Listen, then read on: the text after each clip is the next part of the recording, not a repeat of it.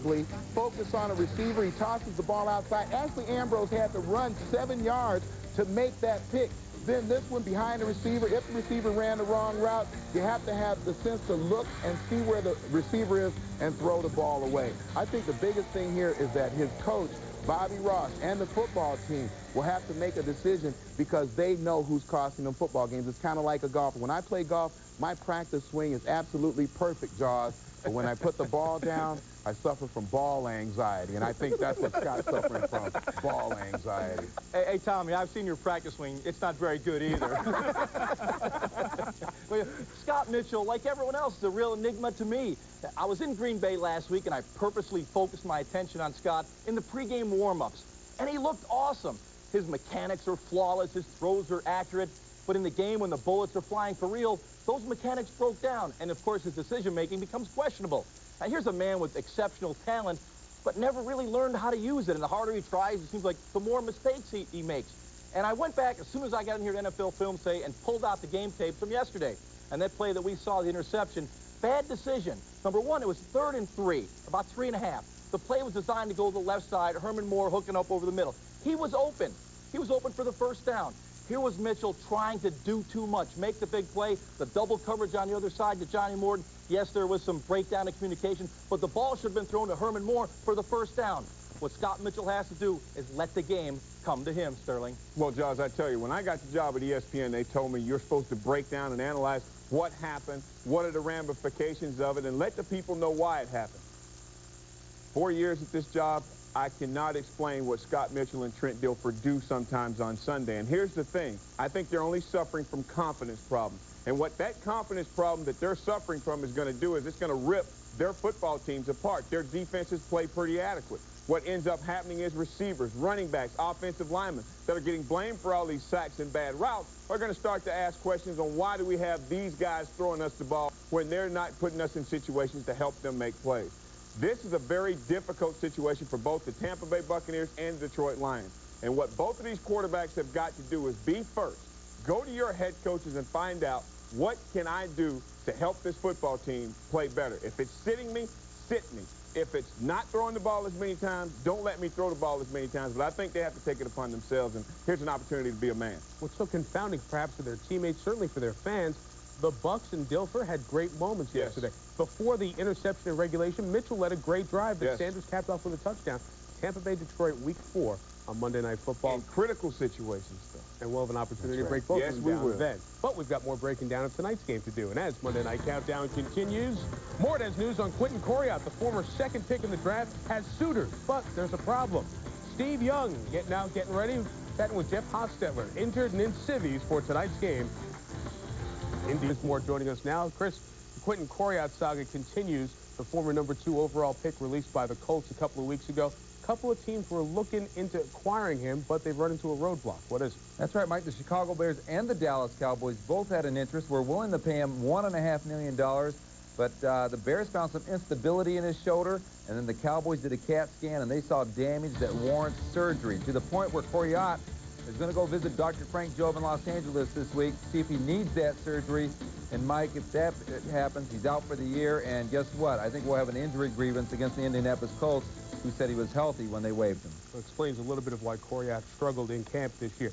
The Carolina Panthers, a team that thought everything was going back in the right direction, 0-2, and some frustrating problems on top of that, Chris. 0-2 and losing at home to the Falcons and on the road against to the Saints, games that they, I think, thought they should have won and could have won. And, yeah, you look at Sean Gilbert, the former Redskin defensive tackle they paid a lot of money to. Hey, the Saints rushed for 200 yards.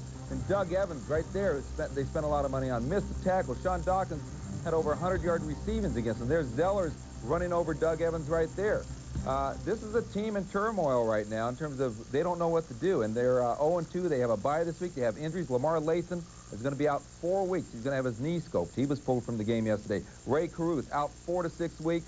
And their first-round pick, Jason Peter, has a slight tear in the upper bicep. May not be a lengthy injury, but Mike, it's happening, and not too nicely down here in Carolina. A couple of tough losses for them in the early going. Chris, the two teams playing tonight, Washington and San Francisco, really cornerstones of this league. Great teams through the 80s, the 90s, stable. But interesting, both have ownership questions as we head towards the end here of the 90s. Yeah, first let's look at the 49ers and Ed DeBartolo Jr. His sister Denise has control of the team. There is dialogue going on right now between Ed and his sister Denise.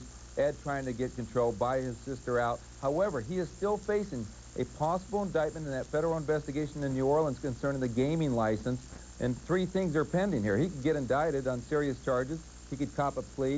If it's misdemeanor, hey, maybe Paul Tagliabue gives him the clearance there. Or they could drop charges. That would be the best case scenario for Ed DeBartolo. I know the league is going to speak with the San Francisco officials this week because the stadium plan has fallen apart. This is also a team that could go up for sale if it doesn't get fixed, Mike. And then the Redskins, they are going to start soliciting offers under the Cook Trust. John Kent Cook would like to buy this team, but, hey, there's a good chance this team will go for more than the Cleveland Browns went for, $530 million. If that happens, very unlikely that John Kent Cook can put that type of money together. Well, that in part, the high price because of the value at their stadium. All these stadium issues play into the league. That Outside the Lines tomorrow night on ESPN related to that topic. Chris, thanks. See you during the week. All right, Mike. As Monday Night Countdown continues, his passes weren't the prettiest, but the results for Billy Kilmer were just fine. He couldn't run, he couldn't walk, he kind of wobbled down the field. And when you threw a football, you know, it never went in a spiral. You know, turn this way, and it would turn that way. But it was almost like force of will. It's like an invisible hand would reach out and guide that ugly-looking pass to the receiver. And we were just talking about the future of the 49ers franchise. Leslie will put that question. It's in Raleigh, Maryland. We're going to go to Maryland right now. Baltimore. And here's Chris Berman.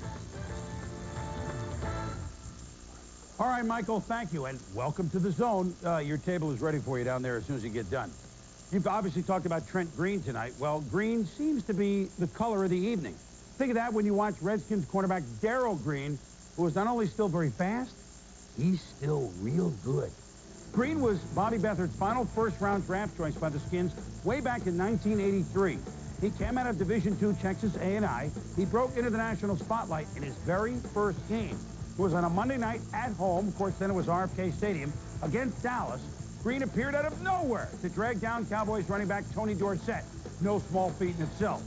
Named to his 7th Pro Bowl in 1997, Green's 44 picks make him the Skins' all-time interception leader and puts him second behind Eugene Robinson's 49 in terms of active leaders.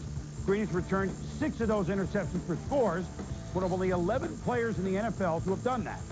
4 of those have come the last 4 seasons. Proof again, Darryl Green is not slowing down, of course. By the way, the NFL record for interceptions returned for touchdowns, 9, set by Kenny Houston at the Houston Oilers, later these very Washington Redskins. One of Green's most important TDs came in the 1987 divisional playoffs in Chicago when, despite a torn rib cartilage suffered on the play, he returned a Bears punt 52 yards. It was the difference in a 21-17 victory in what would become the Redskins' Super Bowl 22 championship season. Green, Dan Marino, John Elway, and Oilers offensive lineman Bruce Matthews all are still performing at a very high level. Obviously, the class of '83 produced more than just quarterbacks.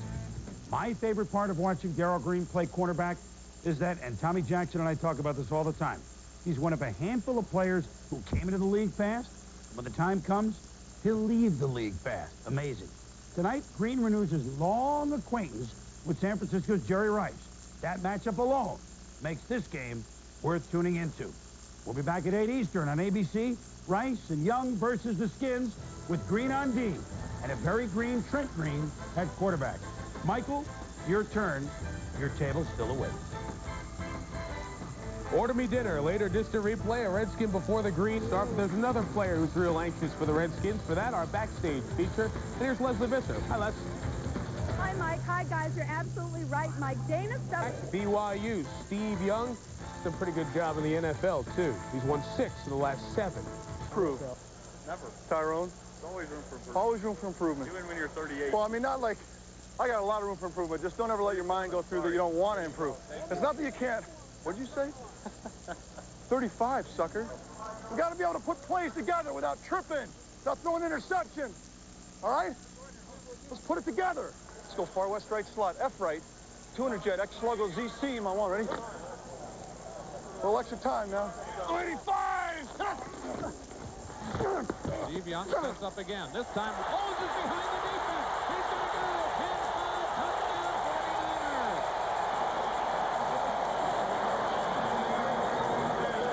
Beautiful read, beautiful. Hey, Ho, you hear that? said beautiful read. Hey, Lindsay said beautiful read. Beautiful. It's the little stuff, boys. Come on, it's the little stuff. Every big gain, don't waste your time. Get in and out of the huddle. Back, you know what I mean? You make a big gain, come right back, all right? You guys can dance in the end zone. We'll just come right back to the huddle. Let's go blue left, pass 65 solid, flank across on one. Ready? Wait, 90!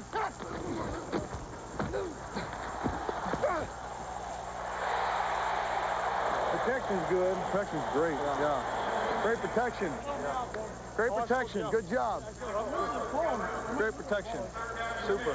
What do you want to do out of slot versus blitz? You go 50 spot. 50 spot. Out of slot, I might audible to it. 50 spot out of slot. We'll audible if we what's be one of the audibles. Spot. All right, 50 spot. All right, possible Z call now. Spread left. 3-jet double Winston on one, right? White 90! Back, 2-jet dancer! 2-jet dancer!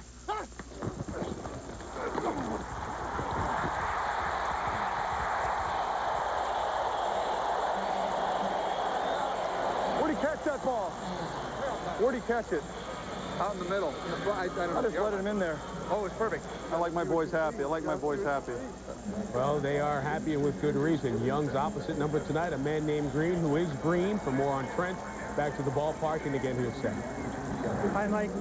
You know, North Turner's decision to go with Trent Green and bench Gus Frerotte is thought to be the boldest move that he's made as head coach here 5 years of the Washington Redskins. Maybe he's trying to send a message to his team, but he's got a pretty good football reason for doing it as well. They're hoping that Trent Green's mobility may allow ever get their first start on Monday Night Football. The last person to do it, but it hasn't happened in the 90s. You have to go back to '89 and Frank Reich. If you think back, it's a very small history recently.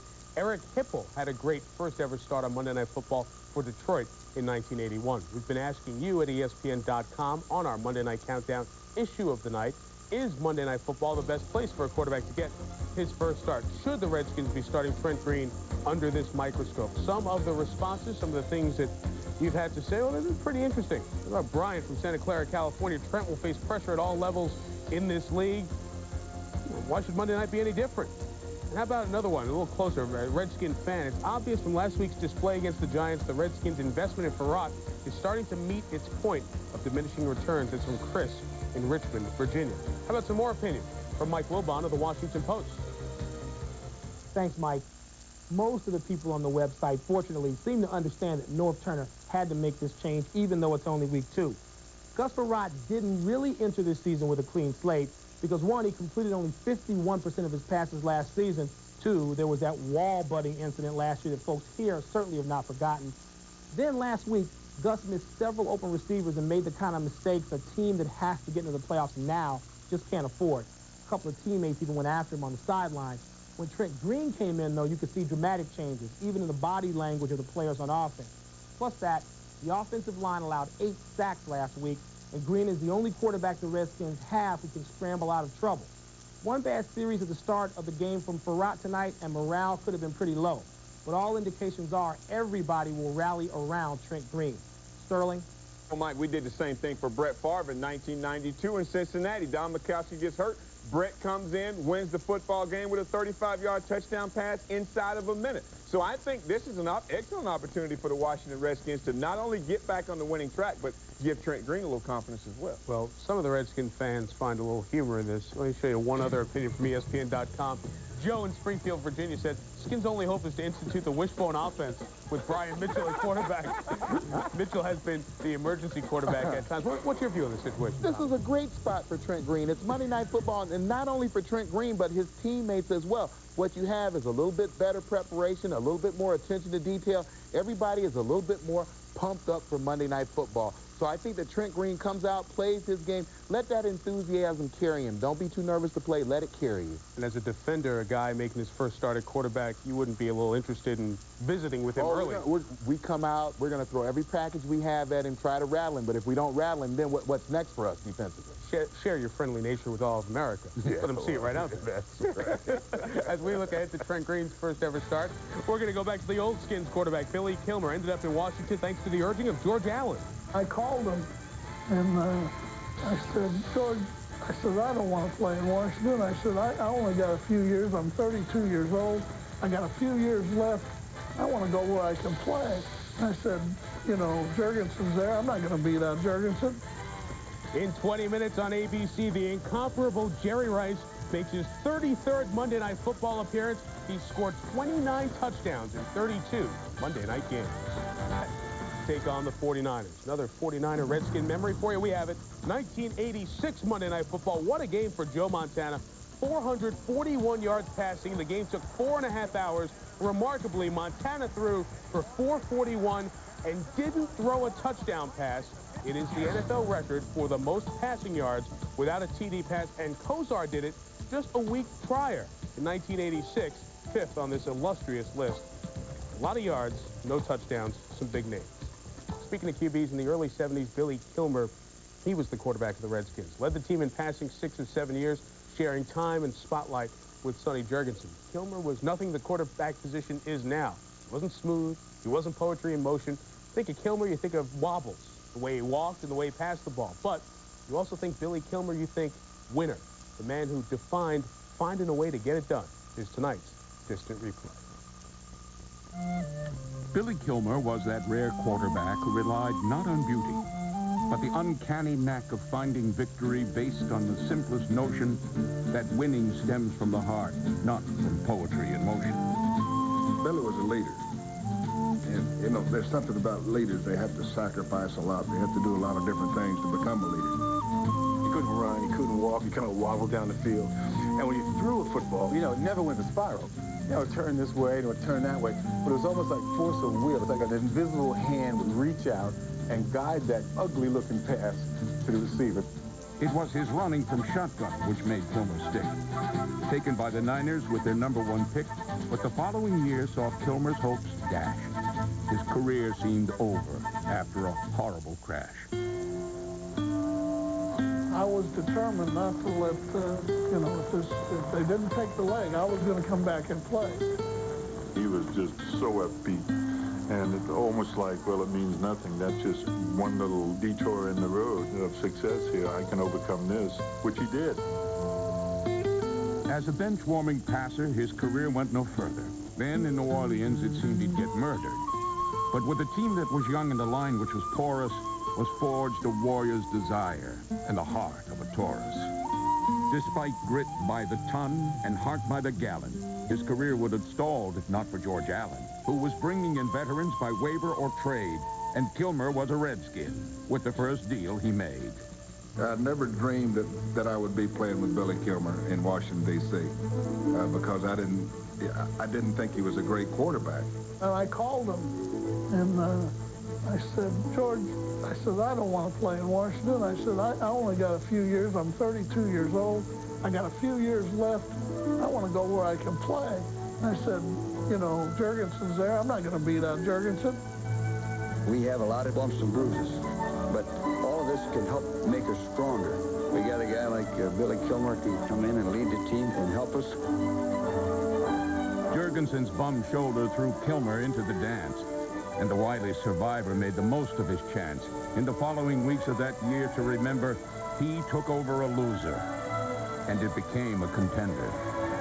He just got in the hole there, and he said, all right, let's go, guys. We got to keep going. And from that moment on, it was like, we know our guy's down, but we got to, this guy can handle it also. That first season resulted in a town full of cheers, and the Redskins' best record in 26 years. He remained the team starter through hustle and fight. His intensity demonstrated on a brutal Sunday night.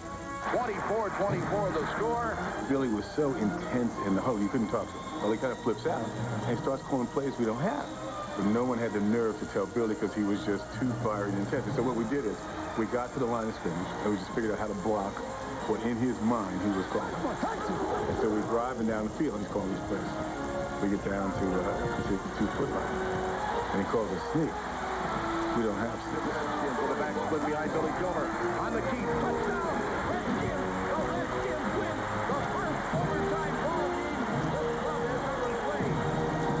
He would lead his team to a Super Bowl berth, proving to all the amount of his worth was not measured by height or strength of a pass, but the guts to find courage when knocked on his ass. The man was a bleeder, man. He's like a boxer, you know? You played unless you just broke your arm or you're knocked out or you broke your leg. And, you know, you didn't lay on the field. You got up, got off the field. That's what I lived by, and that's what I played by. In the end, it isn't beauty which dictates his story, but the fiery will of steel and the warrior's thirst for glory. For while he often looked quite awkward and seemingly out of rhyme, it was his heart that shined poetic, an ageless rhapsody of its time. Coming up, we'll move ahead a quarter of a century to today. Power running for Hurst and the Niners. That's Jaws' playbook. To stop Garrison Hurst, Stubby and Big Daddy. The big guys in the middle for the Skins. Monday Night Football in 12 minutes on ABC. More on Monday Night Countdown next. It's in Raljon, Maryland. That's a town that was created for the ballpark, named after Ralph and John. That Ken Cook's sons. Well, on that field, Mark Rippon, the legacy continues. Since '93, when Rippon was the starting quarterback, Harry Conklin, Rich Gannon, John Freese, Keith Schuler, Gus Farratt, number 12, who will forget that moment on Sunday Night Football, Jeff Hostetler, and now Trent Green, Redskins starting quarterback. 8 in the last 4 years. The final word from the ballpark on tonight's game in Sal Palantonio. Sal? Michael, let's not undersell the amount of pressure that Norv Turner and the Redskins are under here tonight against the San Francisco 49ers. They haven't made the playoffs in 5 years. They spent $57 million on 2 tackles, Dana Stubblefield and Dan Wilkinson, to try to shore up the defense. They had a very poor outing in week 1 against the Giants. And after the 49ers, if you take a quick look at the schedule, it's very daunting. They go to Seattle 2-0. They play Denver here, Super Bowl champions are 2-0, maybe 3-0 at that point. Then Dallas and Philadelphia, 2 division games. So you hate to say it in week 2, Mike, but this is a pretty must-win game for the Norv Turner Redskins. Considering that schedule, you're not too far from the truth. Let's open up the playbook and talk about the first team on that daunting list. Jaws, San Francisco offense, very impressive against the Jets, 557 yards in their overtime week 1 victory. Yes, Mike, they can be awesome. And under Steve Mariucci, the 49ers have tried to stress good run-pass balance, but they've really struggled to achieve it on a consistent basis. And in studying the Niners and their success in the passing game, when it's gut check time, they go back to the basics.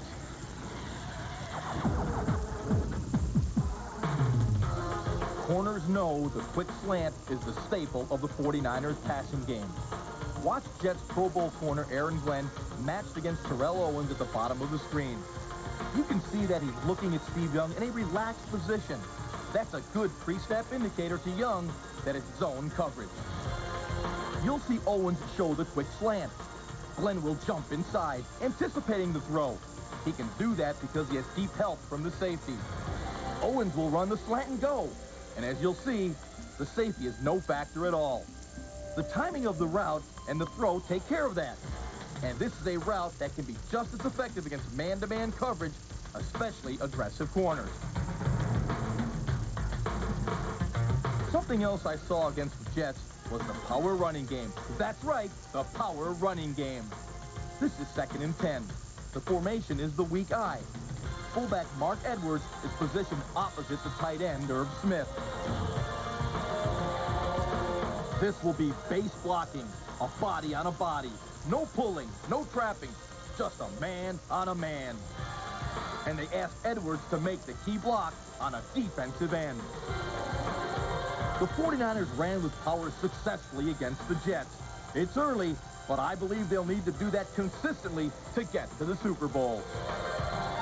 I believe it even more after watching their secondary get torched by Glenn Foley and the Jets last week for 415 yards in the air. It was a secondary that looked, well, very vulnerable. And that'll force Steve Young to direct more of a ball control offense until the defense gets its act together, Tommy. Yeah, but, Jaws, I think that one matchup that's going to be so intriguing is the 3 receivers, Owens, Stokes, and Rice, against the 3 cornerbacks. You're going to have Chris Dishman, Darrell Green, and Darrell Pounds will be that 3rd corner. The Redskins have a lot of faith that he can be physical. He's 5'10" and 190 pounds, but he is the gunner on punt coverage. There's no position where you have to be more physical. If they can do that... It seems like that's a blueprint, Tommy, for Mike Nolan to line up and go after some people. Mike Nolan consistently plays a very base defense where he just lets his corners play man and just play back and let you make a mistake. I think tonight they need to go after it. Tommy just mentioned the matchup. The corners and the receivers should be a wash. I think now you line up and you protect Trent Green, maybe even score on defense, help him out, get after Steve Young and force him to get rid of the football. If they're going to run blitz, that means you're running to Garrison Hurst in the backfield. You create field position for Trent Green. You just build this kid's confidence as the game goes on. Wait a minute. You want Washington to be aggressive on defense with Stokes, Rice, and Owens. 16 catches, 260 yards. You got the corners to deal with them. The Denver Broncos went after Brett Favre. He made him pay. But they also got Brett Favre to make a few mistakes as well. You think you have the corners to be aggressive? Well, you've got one of the most savvy corners in the league in Darrell Green. You've got a great corner in Chris Dishman who's able to be physical. I think the only question mark is Darrell Pounds. I talked to the Skins this morning. They say they're not worried about it. Guys, Jerry, if they do that, they'll light them up. They'll score 40 points tonight. And that means Trent Green will have to score 45, right? And that wasn't our final thought. We'll have a final thought before we send you over to Monday Night Football on ABC. There is Garrison Hurst, who's looking for another big game. 49er record with that 96-yard touchdown run against the Jets last week. I know you like music, so... Capital as you look down at Jack Kent Stadium. Redskins home opener. They opened with a loss on the road last week. It's second down. And 10 now as Young throws, and that's caught at the line is 10 of 11. This time with split backs. They give the ball to Levy. And Levy, they're moving guys in and out of the line of split backs, single backs, empty backfields, 3 receivers, 2 tight ends. A different look on every play. Second down and 8. Young can still run. First the sideline, get down, it back inside, and gets knocked down at the 5. He was thinking about going out of bounds, but saw daylight to the inside. You know, for such a smart guy, sometimes you wonder. Boomer, haven't you ever been in a situation where the competitive side of you wins? Wins over logic? Well, I guess because Ty Detmer's on his sideline, he can do this now. Come on, we have 14 games left to go after this. This is one of the great competitors that has ever taken a snap in this league. He just can't help himself. No, he can't help himself. Look at him. Look at the, oh yeah, way to throw your shoulder into it, Steve. Come on. When he gets his left leg bent back a little awkwardly there. 20-yard run, his longest since '96. Hurst. You know, yesterday we saw John Elway get hurt. We saw Troy Aikman get hurt. Troy was running with the football. And you know, and John pulled a little bit of a hamstring. And tonight, this guy, the only quarterback in this game that is really safe is you, Boomer. That's right. That's exactly why I'm up here, too, guys. And Brad Johnson of Minnesota, broken bone in his right leg. He's out for a few weeks. Aikman out for a month to 2. Elway will be determined his status this weekend later. Jim Harbaugh's hurting. Tough 2 weeks for quarterback. Second and goal. And this is Young himself for the touchdown. This is an audible by the 49ers. They see the inside tackle, Dana Stubblefield and Dan Wilkinson wide. Well, and you could see him pat the center. Yeah, the only guy in on this, Boomer, is Chris Dahlman, the center. Well, he's laughing. He knows. Yeah. He goes, hey, look, we saw it on film. Watch his hand. Watch him pat. They just snap it and go. If there's no middle linebacker in this situation, that's just an automatic for a quarterback. What a gaffe by the Redskins to give him such an easy touchdown. Wade Ritchie for the point after. Centers used to like that, too, when you do that to them. Oh, yes. They like it a lot more when the quarterback ends up in the end zone with the football. Absolutely. Which he just did, and it's 14-7 San Francisco. Our nation's capital as the Niners kick off. Wade Ritchie sends it off because the pressure was put on by Chris Dolman. Well, we're in the nation's capital. College Park is how far from Raljon? Oh, it's probably about 4 or 5, maybe 6 miles. Very nice. Yes. The Terps? The Terps, the Terrapins. And I have my turtle tie on today. Very nice. See that? You like that? Very friends. Not the block out. And that's dropped to the 31-yard line, and there's a flag down on the near Hold up those receivers at the line of scrimmage to give the pass rush an opportunity to get back to the quarterback, but obviously you cannot touch the face mask, and Antonio will feel the brunt from his defensive coordinator when he gets to the sideline. First down from the 40-yard line, and that's Terry Allen with a big hole, gets tripped up and dives forward and is close to a first down. Ken Norton got a hand on him to knock him down. Well, you're facing a third down deep in your own territory. One penalty on the defense, one good run, and now all of a sudden you're in San Francisco territory. And gives Trent Green a little room to feel a little more comfortable. Nice job of blocking up front. Trey Johnson comes across, but Terry Allen abandons the designated hole, cuts it back to the left side of center, finds over the Terrell Davis move for that little extra yardage, and certainly then got going, had the second, and then came over to Washington. And after they were short by inches, he picks up the first down on the next play. Let's go to Leslie. Through 3 Super Bowls, the symbol of stability for the Redskins was the offensive line, the Hogs. I'm joined by Jeff Bostic, of course, the center for 3 Super Bowl teams. What is this offensive line doing better? They gave up 8 sacks last week. Well, they're doing better running the football right now. And the big key, if you can run the football, it keeps the defense off balance somewhat. Their offensive line had an atrocious opener. You know what? They're coming back. They're bouncing back like you would expect. Well, they don't need you tonight, but stay around. Back to you, Al. All right, Les, first down from the 44. Here's Green throwing, and that is knocked down as Walker is there. The intended receiver was Shepard.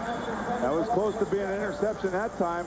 Trent's got to get rid of the ball a little bit more quickly. And I'll tell you this right now, going into this, if you're a play caller, you're this part of the field right here, you can take some chances.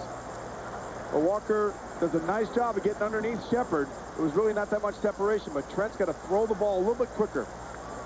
Trent Green, 28 years old. He went to high school in St. Louis. He went to Indiana University. He was the third to last guy drafted in '93 by San Diego. Allen. But we asked Norv Turner about him last night, and Norv said, when I was at Dallas, Norv was the offensive coordinator there. He said, I had my eye on this guy, and had he not been how to play the game, you know, Brad Johnson comes to mind. A guy who really didn't play a lot his first couple years in the league, and look how well he plays now. Right, a little dump-off shovel to Brian Mitchell, and he takes it to the 23, and that's the play they've used with Mitchell no matter who the quarterback's been here. Terry Allen swings to the outside and goes out of bounds as he crosses the 21-yard line. It's important for wide receivers to block down. 49ers leading 14-7. After the Skins have taken a 7-0 lead. Pressure from the outside. McDonald was blitzing, and Green takes it himself to the 20-yard line. 3rd and 6 now from the 20. Niners show blitz. The corners back off, and then that's knocked down by Darnell Walker. I'll say twice on this drive where Walker had a real shot at the ball. And he had a real shot at the first play of the game, the first throw of the game of Trent Green. You got to be really careful. The Redskin offensive line and backs did a good job of picking up the blitz that time. Walker is sitting on Michael Westbrook and Leslie Shepard over there. They have to try away. Scott Blanton attempting a 37-yard field goal for Rock to hold it. And the kick is good. So Turner watches that drive come up a little short, but they do get 3 and cut the 49er lead to 4. Each is 1-1. Dallas and the Giants next Monday as a first down guarantee. 49ers tonight averaging 7 yards per play, already 175 yards. Here goes Steve audibling now. You can see the secondary, so he's trying to get his players to a different play. And on 2nd and 4, that's too high and off the hands of Terrell Owens, who is 6'3", and Young hits the grass. Steve, you know, audibling on the road like this is a very difficult thing to get done, but when you are a veteran offense like they are, he can do that and take 4 with 4:41 to the half. Young throws and perfectly placed into the arms of J.J. Stokes. And a flag is thrown. Full start, 83 offense. Penalty. Third down. So loud that Stokes was the guy who gets called for the ball. 3rd and 9 from the 27-yard line. Young. Deep open is Rice. And Jerry gets caught from behind at the 15 by Darrell Green. 2 Two guys going to the Hall of Fame, and Darryl proving at least that he's a little faster than Jerry. Well, that's not the first receiver that Darryl Green has ever caught from behind. You talk about Chuck Levy and his speed relative to the rest of the National Football League, and Darryl Green appears to be in some pain. Steve Young stayed alive in the pocket, and a perfect post pattern. Chris Dishman not able to stay with Jerry Rice. But what speed out of Darryl Green, and Darryl got up limping a little bit. Across the middle. Actually, Chris Dishman, I'm sorry, and Chris Dishman can't stay with Jerry Rice one-on-one. He just can't do it, especially when you have the whole middle of the field. Every timeout for you, so you have to sit out one play. So he's fine, but he has to be out for this play. And Young goes that way and winds up hitting Irv Smith, the tight end, for the touchdown. You could have bet everything you had that there's no way that Steve Young is handing off over right guard to Garrison Hurst with Darryl Green on the tight end, and it wouldn't be his responsibility. And here comes a late flag. Niners are now up, and the penalty is on Stubblefield. 21-10. You've heard about the pass rating system. That is actually the highest pass rating a quarterback can have, because they take into account completions and attempts, yardage, touchdown percentage, and of course the interceptions really hurt you. And as Green walks that off, for this game alone, that's as high as a quarterback's rating can be, even with the two incompletions. He's putting a clinic on the way he's reading defenses inside out, and the guys are running wide open. Now the kickoff from the 45-yard line could go into outer space. After the penalty against Stubblefield, that one winds up in Alexandria. Almost left Raljohn. It did. It did leave Raljohn. Raljohn's that small. Monday Night Football being brought to you by Brewery Fresh Budweiser. And it is caught by Michael Westbrook, and he takes it to the 42 of San Francisco, where he's run down by Langham after a big game. This could be shades of last week for the 49ers if they don't get to Trent Green. They had trouble stopping the Jets passing game. Trent does a really nice job of putting the ball right on the money here. One of the most difficult passes. And this is Allen. And to finish the story, if you haven't heard about the Redskins, when Jack Kent Cooke died, all of his assets went into a trust, and the trust is compelled to sell the team. Now, that does not mean the Cook family loses control. Seems to be very confident that he's going to be able to line up the investors and retain control of the Redskins. Green hits, he throws. There's all kinds of action going on, and the flag goes down.